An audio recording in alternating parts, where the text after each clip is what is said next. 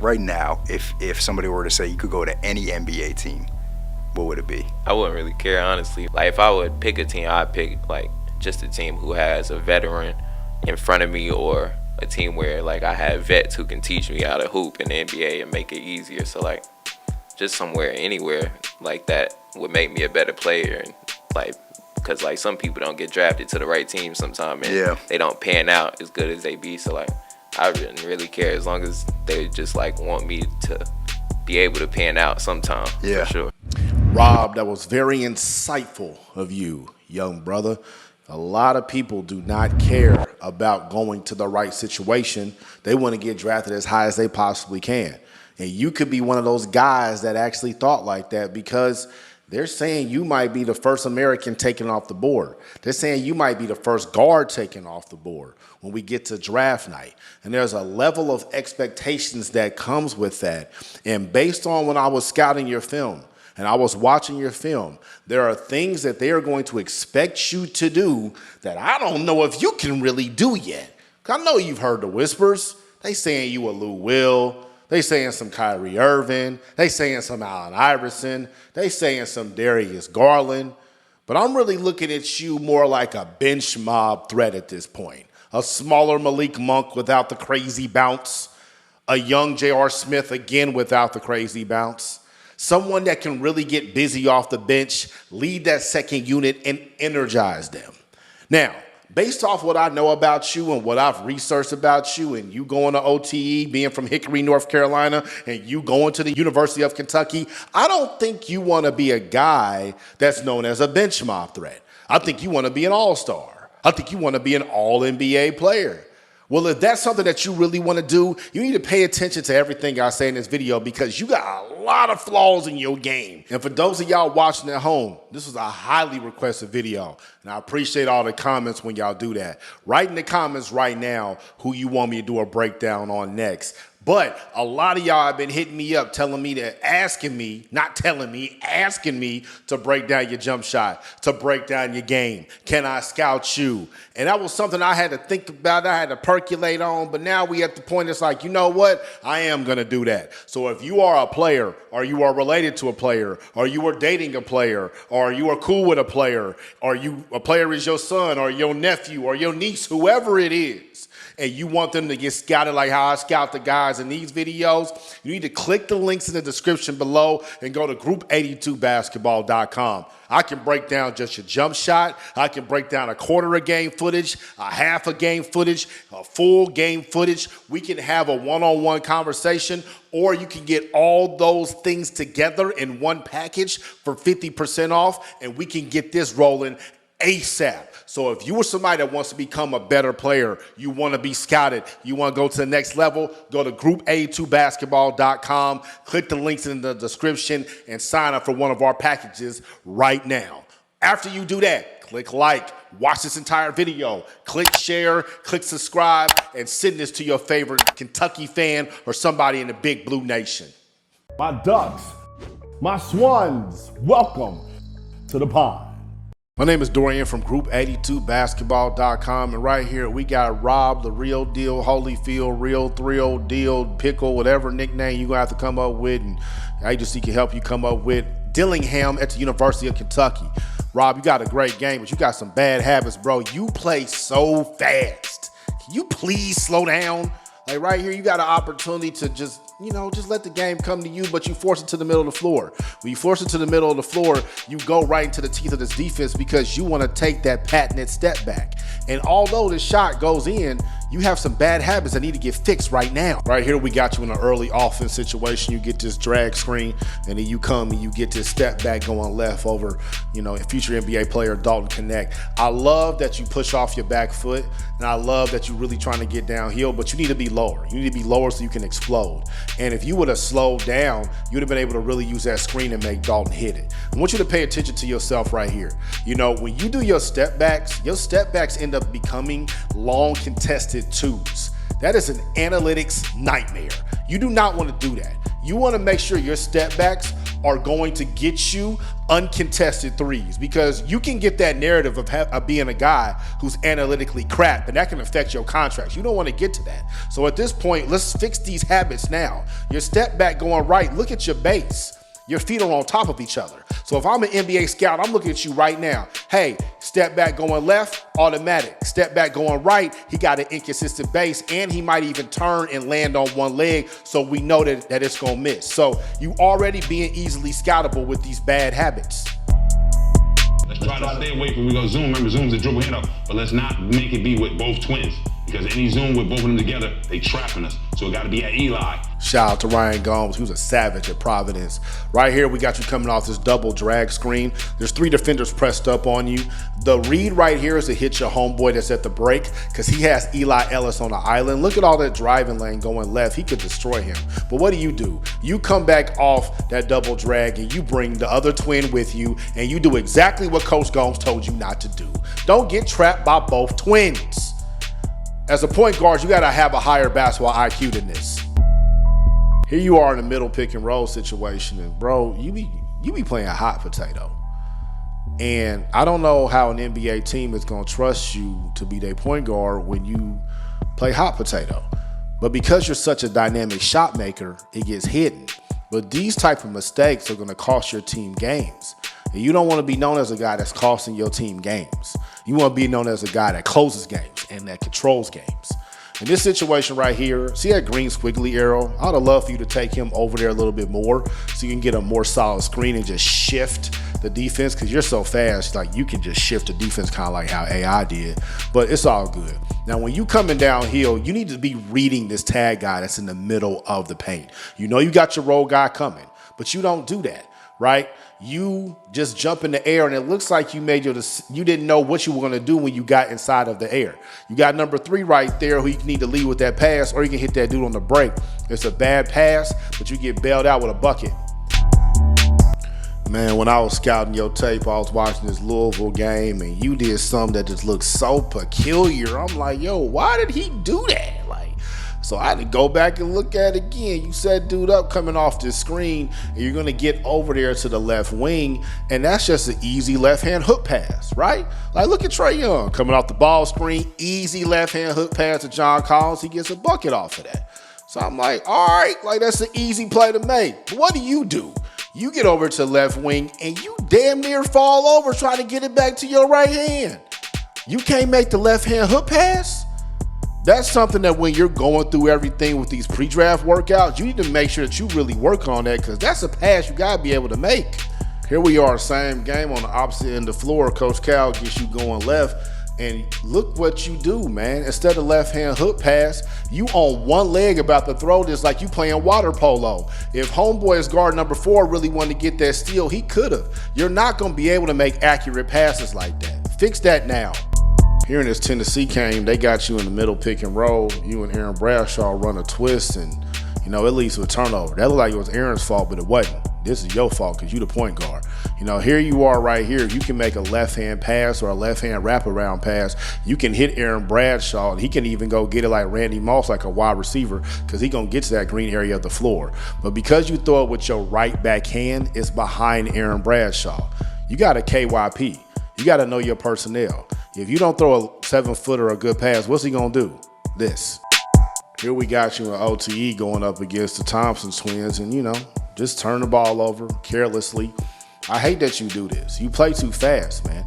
Your feet are already pointed to the right, and the screen ain't even set on the right yet. You got your ball in the right hand. You are televising your moves. So because you don't get a good screen, you televise your moves. You got 3 dudes lurking. Like, look at my man in the middle. He like a free safety ready to take you out. Your only play is your homeboy that's in the corner, but you don't even get a chance to get it there. Here you combine every mistake. Playing too fast, not making reads, contested, long twos, bricks. Look at this screen, man. This is one of the best screens you ever gonna see. At this point, you should be making a read that, I'm gonna have this big on the island, because he knocks my man completely out. At this point, this dude is at your mercy, and I know you're ready to attack his top foot, which is a great thing, and go left. But that left driving lane is clogged up. You don't care. You do it anyway. And when you go that way, Don't Connect gets a great stab at it. You go to your patented step back, but Justin Edwards is right there on your back. And this is a long, contested two, a horrible analytics shot. I'm gonna say this to you again. Do not get labeled as a horrible analytics guy. It's gonna kill your contracts down the road because you are a dynamic shot maker. But when you make these bad decisions, people ain't gonna wanna pay you some money. Right here, you got 3 driving lanes. Which one do you wanna go to? Because look at all that area up under the basket. That's great analytic shots, layups. And if you can get all the way there whenever you want to, you gotta do that. Or we can get your teammates there. Ahmad Bradshaw is wide open. You gotta make that pass because you might be playing with this dude and he ain't gonna be going for that. So if you don't make that read and you ain't getting no layup yourself, you taking this shot, this is essentially a bad shot even though it goes in. This is your shot. I'm not gonna tell you not to shoot it because you're gonna get it. When you get to the league, you're gonna have opportunity to get that. But when you can get to that bucket, bro, you need to get to that bucket because you have the ability to do that. And not a lot of dudes do. And it makes you way more dynamic. Where you can be in a situation like this where it's essentially crowded on the left side of the floor, but you still use Aaron Bradshaw to be able to maneuver your way out of there and get a high percentage shot that the analytic nerds love. Always use that. It's a strength you have. Defensively is where your game is the absolute weakest. You know, right here you take a gamble unnecessarily and you cost your team 2 points. If you turn into a bad analytics guy who is a liability on defense, you won't be in the league long. That's just the reality of it. Right here, you are essentially going to be the point of attack. Reed Shepard's on the ball, but you know Scott Clark's going to end up getting it. There's no reason to take this gamble here. This is a low IQ play because when you do this, you put your team in a 5-on-4 situation and they get a short corner jumper. And this is a habit with you. You take these unnecessary gambles and put your teams in bad situations, or you get stupid fouls. If you're gonna make this steal, or at least go for that steal, I would love for you to be over to the nail, and I would love you to be almost to the top of the key where you're daring him to go back door. If you're going to make it, you need to put in maximum effort. You don't sell yourself out. You don't even put your damn hand down. Was you really trying to get a steal, or was you just trying to get some extra cardio? Now this is a bad pass because dude saw you coming, so he has to catch it behind him. This gives you enough time to catch up, and when you meet the dude at this spot, just stay on his hip and drive him to the teeth of the defense because you're in recovery and rotate mode now. But what do? You get a cheap foul. Low IQ plays, brother. These low IQ plays can really hurt you. And you're not a low IQ player. You just make a lot of low IQ plays that can be fixed. Like, look at this screen. The screen's being set on 2. You know he's going to pop out for that 3. You're so worried about that you don't even jam Don't Connect. You know he's cutting to the basket, but why don't you do that? That was your responsibility. And this is what I don't like right here. You just shrug your shoulders up like, ain't my fault. Yeah, it is. It is your fault. This play right here made me question your heart. Is he soft? Is he scared of contact? And that's not a reputation that you want. I'm gonna show you why I think that. You know, here you are telling this guy what to do. You're telling your teammate to be the low man, to stay there, to be in the help position. So you know you got 2 on your backside. If you got 2 on your backside, you know more likely than not somebody's gonna be cutting back doors, so you should be ready to tag them. You have a triangle rebounding situation. If you just get to that red dot that's closest to you, none of this happens. He might even foul you jumping over your back. What do? Don't even touch him. You scared of contact? Your ball screen defense is abysmal. And this play right here really shows it. You know, you just do so many things wrong right here. And I don't think it's because like low IQ, once again, I think you just haven't really been taught. You know, here you are icing the ball screen. I know at Kentucky, y'all run a lot of NBA stuff. So you ice this ball screen. You need to be already where that green halo is.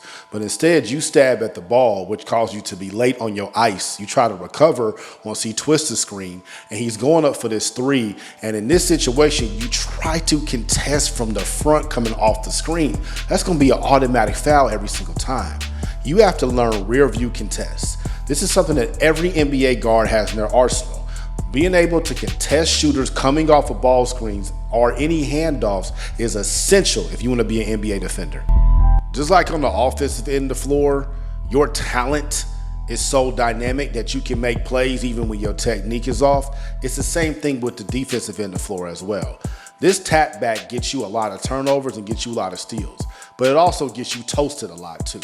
In this situation, you see this red line in the middle of the floor? That's called a midline. Always get over to that because you get into the nail and it takes away a lot of roll guys. It creates the illusion that nothing's there. As soon as this pass gets tossed, you jump for it. Why would you jump for that? You know you're not getting that. This causes your landing to give him a right driving lane straight to the basket and you give up 2 points. You have the talent to be a pest defender, which is a phenomenal thing to be. Because if you can be a pest defender that picks up 94 feet, you're a guy that can hit threes, you're a guy that can create his own offense, and you play with a high IQ, you'll play in the NBA for 10 plus years.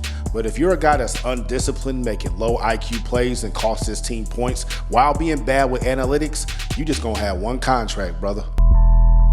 I'm gonna keep it a buck with you. I don't trust you as a primary ball handler. As a coach, you worry me. You dribble so antsy, and it's like if you ain't trying to score, you don't really want the ball in your hands. I don't feel comfortable when the ball's in your hands, right? Because you do things like this, shooting these air balls and hitting all backboard and just trying to get your own shot. I want to know that you're going to take care of the ball, man. Like, look at this situation right here. You got this horn set and you come off so fast that you miss it the first time, but you got a great rescreen. Samto has this dude sealed off. Get all the way to the teeth of the defense, get a layup, or draw the defense in and hit dude that's in the corner. You take a step back. This play, you just dribble with pure selfishness. Where can I score? Where can I score? Where can I score? Where can I score? No reads, no nothing, and look what happens. It's a turnover. We're gonna break this down a little bit further. You know, here you get this drag screen. You slow down, man. Look at the defense. Your head turned over there. So you know all 5 defenders are essentially on that side of the midline. Let's get to the unoccupied area of the floor. What do? Nope. I want to bring 2 defenders to me with all these extra dribbles so I can get back to the right side. There really ain't a lot of spacing over there. If you was reading dude's head up under the basket, you saw the read was that left short corner jumper. But no, you want to turn the corner coming right. The dude who is supposed to be a shooter, he should be at the corner, but he ain't deep enough. Gets slapped off your knee, turnover. Seems like you're not comfortable making decisions. Like right here, look at this. Oh, where can I score? Oh, ain't nobody open. Oh, let me pick up my dribble. Oh, let me just like, turnover, bro. Like, you the point guard, man. Calm down. The ball's in your hands. Whatever you want to do is there. Read that back guy. That's not there because you can't hit Reed Shepard. Maybe I can drive down this right driving lane and engage 2, and maybe one of my teammates will be open. But you don't just pick up the ball and then turn it over. Man, you too good of a basketball player for that, man. In this situation right here, I asked myself, like, why is he so anxious to give the ball up? Like, you beg for help from your 7-foot center. Yet when you get the ball back, it looks like you try to create a shot. Like, where is this anxiety coming from? Does it come from lack of preparation? Are you scared? Are you nervous? And these are all natural emotions, for real. But as a point guard, you got to be poised and under control because the team is under your control. If I'm an NBA scout scouting you on middle ball screens, we would send you strong to your right hand because you're way better going left. Look at this dude. You lost him. You completely lost him on a simple crossover. So you know what your matchup is. This is a big. That driving lane is there, and you have to attack that. You got to get in that space, man. Use your off arm, get him off of him, bring Dalton Connect in. And you can compare to Lou Will a lot. Look at Lou Will in a similar situation with similar spacing. See that leaning, floating jumper that he takes off of one leg? That's something that if I was you during this pre-draft process, I'll really work on. Because doing this and coming back and looking for Reed Shepard to bail you out, that's not the NBA lifestyle. I love scouting your OTE tape because the ball was in your hands a lot. And here you are again, playing hot potato. What's the reason that you're doing this? You got to be making these reads in real time. Going to the right, you need to see there are 3 defenders right there. There's absolutely nothing there. Let me bring the ball back up top and let's run something. But just throwing it to no man's land? Once again, your talent is so dynamic that you just find a way to make plays every single time. Look at this. Look at what you do here. You slow down just a little bit. You stand up just a little bit, which made the Thompson twins stand up just a little bit, which made Samto set a great screen. You get to your hot spot of the floor. People probably expecting to step back. You still doing the get back to my right leg one leg thing, one hand thing. We don't like that. That should be a left hand wraparound pass, but you're patient with it. And you let the defense make their mistakes. Because you held the ball up like that, it looked like a fake. They made a mistake. You throw a behind the back wraparound, easy 2 points. That's elite talent.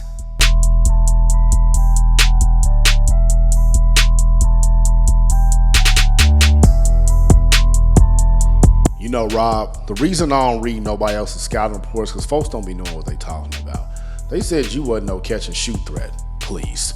I watched that Tennessee game. You absolutely are a catch and shoot threat.